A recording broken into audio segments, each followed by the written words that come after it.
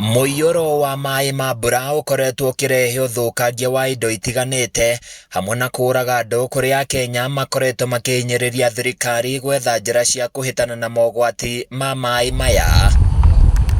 Mĩeri 6 mĩhĩtũku mũingĩ ũrĩa ũkuhĩrĩirie rũĩ rwa Ewaso Nyiro nĩ wateithirio gwĩkĩrĩrwo thingo cia kĩrĩu nĩguo kũgirĩrĩria mũiyũro wa rũĩ rũrũ gũthereria andũ na indo, tabarĩra ĩrĩa ĩgunĩte aikari na njĩra nene. Au nĩ mũranji twanjĩrĩirie last year rĩrĩa kwarĩ na focus ya El Nino na tũgĩikara through support ya Embassy ya Netherlands na stakeholders arĩa marĩ gũkũ nĩguo to identify areas iria cirĩ vulnerable to floods na tũgĩkorwo na mathomo ma kuonania atĩa tũngĩhota kũhũthĩra tekinoronjĩ ĩno. Margaret Mwangi na James Ndisho nĩ amwe ya aikari arĩa maratũtarĩria ũrĩa thingo ici iria ciũĩkaine ta Slam Dam imateithĩtie, makiuga mangĩratara hathara ya makiri ma mbeca kumana na mũiyũro ũyũ. Kũringana na ũrĩa rũĩ rũragĩikarĩte kana mbura ũrĩa raurire, nĩ tũrakorirwo hakuhĩ na maĩ na tũrakĩhota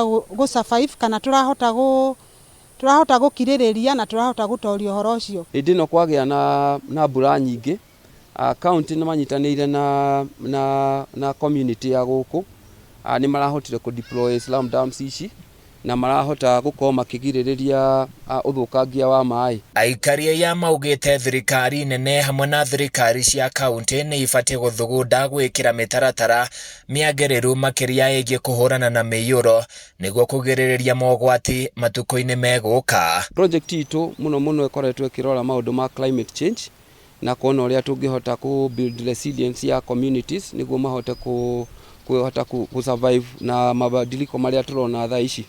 So mũno twathondekete policies na counties. Tũhoya andũ acio kana ona andũ angĩ a wendi mwega arĩa mangĩrutĩra kana makorwo na indo ta ici matũteithĩrĩrie, tondũ haha mbere itũ nĩ mũrona maĩ bado marĩ o kũrĩa.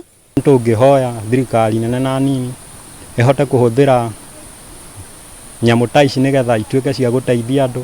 James Mwangi nĩ ũmwe wa maabitha kuma kambuni ĩrĩa ĩteithĩtie aikari aya na tabarĩra ĩno, akiuga thingo ici no itũmĩke na njĩra itiganĩte ta kũiga maĩ ma kũrĩma, ndaraca ya gũkĩrania rũĩ hamwe na kũrigĩrĩria maĩ, na ũguo mangĩgĩa na ũnyitĩrĩri no mahote gũkinyĩria ũteithio ũyũ kũrĩ andũ aingĩ.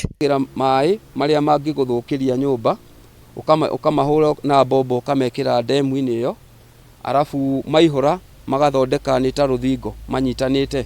So ndemu ĩmwe ĩkuaga maĩ ma about 8,000 liters, ĩno ũritũ enough wa kũgirĩrĩria atĩ ndĩngĩkuo. Handũ-inĩ ya Kameme TV kuma Rũmũrũti kaunti-inĩ ya Laikipia, niĩ njĩtagwo Francis Mwangi wa Wawĩra.